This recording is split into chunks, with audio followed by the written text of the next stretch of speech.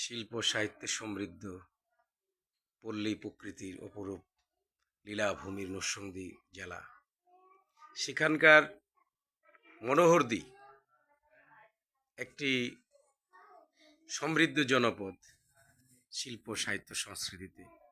এই মনোহরদীর চরমান্দালিয়া ইউনিয়নের মাস্টারবাড়ি এলাকার একজন সংস্কৃতি লালনকারী, হৃদয়ে যার গান আছে, যার মধ্যে ভাব আছে, যার কণ্ঠে আছে বাঁশির সুর এবং গান, এমনই একজন ব্যক্তি, তার নাম বাদল মিয়া। তার নিজ বাড়িতে, নিজ এলাকায় তার সাথে আমার দেখা। আলাপচারিতায় জানা যায় শখের বসে ছাত্র জীবন থেকে গান করেন, কিন্তু এলাকার মানুষের কাছে একজন বিশিষ্ট শিল্পী কিংবা শিল্প সত্তার মানুষ হিসেবে সেভাবে পরিচিতি পায়নি। নীরবে নিভৃতে গানের সাধনা এবং চর্চা করে যাচ্ছেন, এমনই একজন মানুষ তিনি। তো আজকে আমরা তাকে আপনাদের সাথে পরিচয় করে দিচ্ছি এবং তার কণ্ঠে একই সাথে সময়ে আমরা একটা গান শুনব।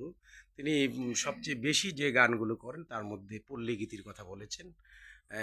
সে মাটির মানুষ, মাটির সুর এবং এই যে মাটির গান, এই আমাদের দেশের গ্রামগঞ্জের মানুষের প্রিয় সেই পল্লীগীতি তার আসলে প্রথম পছন্দের গান। আমরা তার কাছ থেকে একটি পল্লীগীতি গান শুনব। শোনো গো রূপসী কন্যা গো, কার লাগিয়া গাত ফুলের মালা।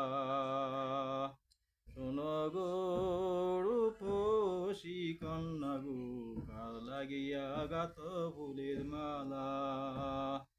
ও তার চিকন চাকন গঠন গঠন গো, চিকন চাকন গঠন গঠন গো, ও কলো আমায় উথালা, লাগিয়া গাত ফুলের মালা। শোনো গো রূপসী কন্যা গো, লাগিয়া গাত ফুলের মালা। কলসি কাকে জল বহরিতে নিত্য আসে জলের ঘাটে, ও তার মুখের হাসি মিঠি মিঠি গো, মুখের হাসি মিঠি মিঠি গো, হাতে বরণ ডালা, লাগিয়া গাত ফুলের মালা। শোনো গো রূপসী কন্যা গো, লাগিয়া গাত ফুলের মালা। শোনো গো রূপসী কন্যা গো, লাগিয়া গাত ফুলের মালা। কোন রূপসী হরণ করে মানিক নিল লুটে, একলা ঘাটে বাব বসে কথা নাহি ফুটে। কোন রূপসী হরণ করে মানিক নিল লুটে, একলা ঘাটে বাব বসে কথা নাহি ফুটে। ও তার মুখের হাসি মিটি মিটি গো, মুখের হাসি মিটি মিটি গো,